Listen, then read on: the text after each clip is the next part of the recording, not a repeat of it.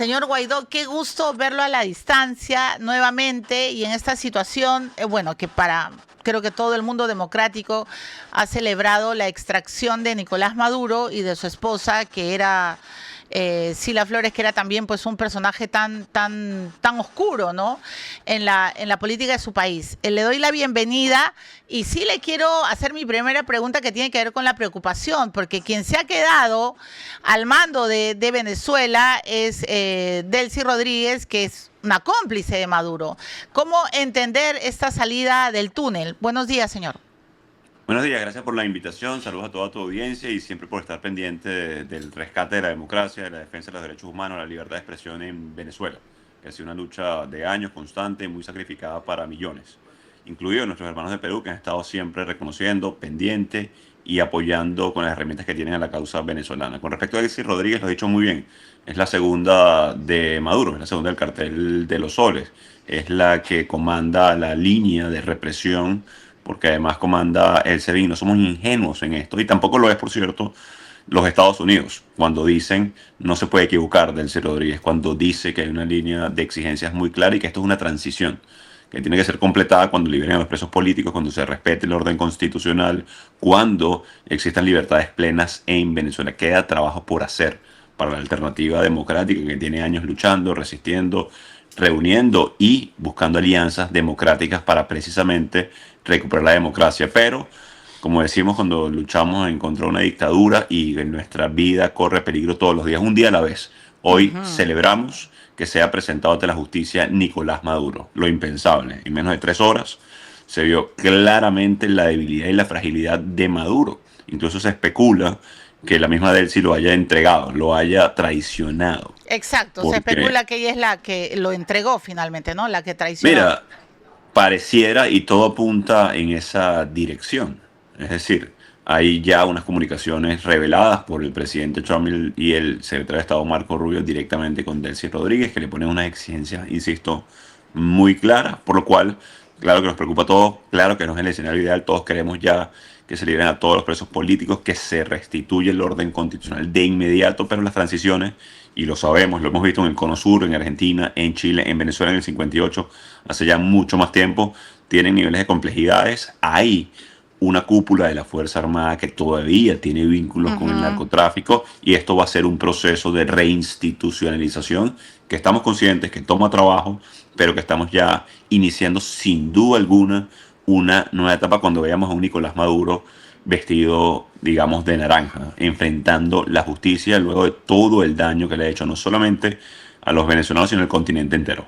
Tal cual, porque además Maduro envió a varios miembros de los cárteles y también del Tren de Aragua a El tren de América Aragua, así Latina, es. y usted sabe todo el daño que han hecho, para empezar, en el Perú y en otros países vecinos. Pero, señor Guaidó, yo le quiero preguntar por varios temas y hechos fácticos que han ocurrido, ¿no? Lo fáctico es que Cuba sí tenía presencia militar, usted lo dijo varias veces, la oposición venezolana lo narró, levantó la voz y no les creían, decían que ustedes inventaban. Han muerto 32 cubanos, la Guardia Pretoriana de Maduro, lo cual evidencia la presencia militar, intelectual, política de Cuba en Venezuela. Su primera reflexión sobre este caso. Mira, interesantísima la confesión de Díaz-Canel. Teníamos, como tú lo decías, años denunciando cómo Cuba era el anillo íntimo de seguridad de Maduro, pero no solo eso, cómo ejercían labores en contrainteligencia, en persecución de la disidencia venezolana, en tortura incluso, y técnicas de tortura en centros de reclusión, e En el incluso helicoide. clandestinos. Y no, y también clandestinos, casas de tortura, es decir, que está bien documentado, por cierto, en el informe de derechos humanos de la ONU, que inicialmente presentaba Bachelet y ha sido renovándose con la misión independiente también de la ONU. Entonces, mira, es muy claro lo que en este momento sucede. La injerencia existía y era cubana, es rusa, es iraní. Ahí, en este momento, pero también deja muy de expuesto, digamos, la debilidad cubana, rusa, etcétera, etcétera, etcétera. Porque es decir, no solamente le pasaba a los rusos en Venezuela, les pasó en Siria, en Ucrania. Entonces, yo creo que también el mundo está cambiando y tenemos que ser claros. Se hablaba mucho, sobre todo en Washington, de que Venezuela puede ser una Libia, una Siria, un Afganistán. Yo creo que o lo hacían con mucho simplismo o con mucha soberbia, o peor aún, con intereses. Porque evidentemente los latinoamericanos sabemos que no se parece, que no somos culturalmente parecidos, que la tradición democrática, a pesar de que tenemos 20 años luchando en contra de una dictadura, es muy distinta. Y ahí estamos viendo un primer resultado. 3 horas tomó la operación para llevarse a Nicolás Maduro. Y no por hacer comparaciones, pero Noriega fueron 2 semanas para sacar a Noriega. Es decir, Maduro, con toda su soberbia, con toda su grandilocuencia, con sus bailes, burlándose de las víctimas venezolanas, mira, tomó 3 horas. Así Sí, es que yo verdad. creo que también yo creo que también es un mensaje importante a los dictadores del mundo entero, que el mundo libre está dispuesto a usar las herramientas de la ley para hacerla cumplir. No, y además cabe la palabra, una extracción espectacular, ¿no? No hubo ni una sola baja estadounidense, fue quirúrgica. El propio secretario Marco Rubio ha dicho que no se llevaron a Diosdado y que no se llevaron a los hermanos Rodríguez básicamente porque no podían hacerlo. Era Sí, demasiado sí, peligroso. con una gran dosis de realismo la que dijo y la que Total. reveló porque es así, a veces cuando estamos en estos elementos que se los lleven a todos No. cuando vamos a la realidad, mira, y lo dijo brillantemente el secretario Rubio, mira, estacionamos 2 helicópteros en la principal base militar de la Exacto. capital de un país que es hostil a los Estados Unidos. ¿Cómo hacemos eso en 5 o 7 paradas? Es decir, Tal lo cual. traslado a algo sencillo. Cuando tú vas a buscar a un amigo, buscar a uno es distinto que buscar a 7. Tienes que hacer diferentes paradas, una ruta distinta.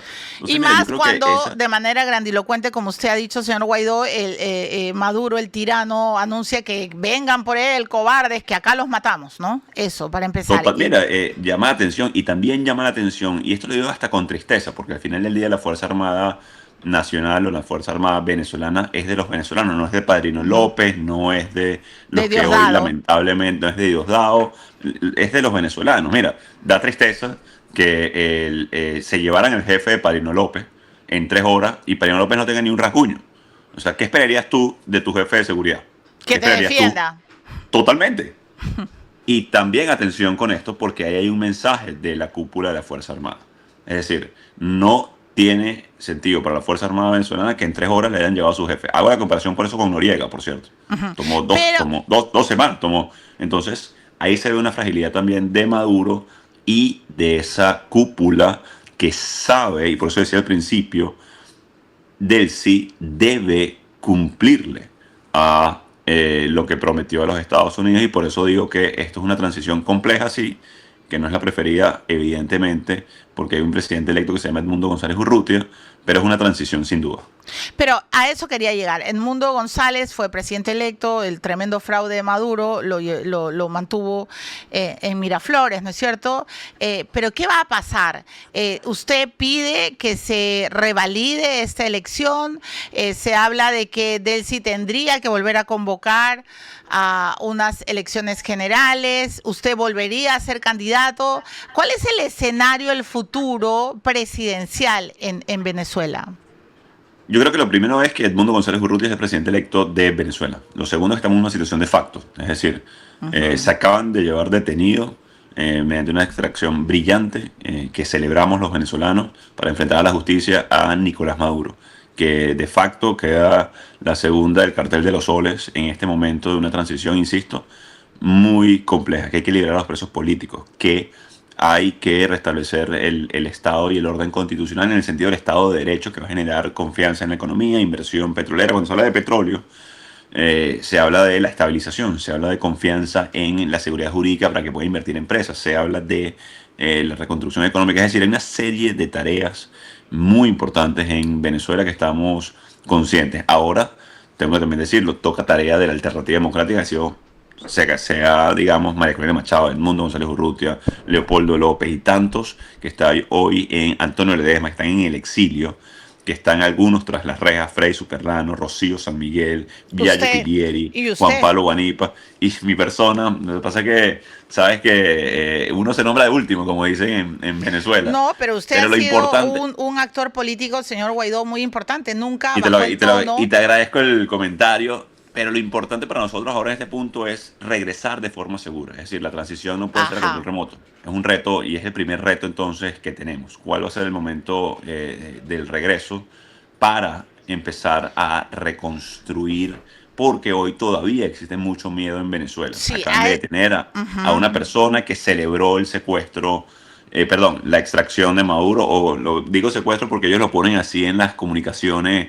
Acaban de poner un tuit: detenido por celebrar el secuestro del presidente Maduro. Bueno, ni es presidente, ni es secuestro, y ni tiene por qué exacto. estar detenido una persona, ¿no? Primero es un Entonces, tirano, un dictador y ha sido extraído. totalmente. Entonces ya están Pero generando eso, ese miedo. el miedo en Venezuela, se ha estado analizando esta supuesta calma, ¿no? El hecho de que la gente no salga, porque la gente tiene miedo de ser detenida, porque las milicias del chavismo siguen operando. Entonces, ¿usted también tiene temor de regresar a Venezuela en este momento? ¿Tienen pensado la oposición, Capriles, usted, María Corina Machado, Antonio Ledesma, están en comunicación?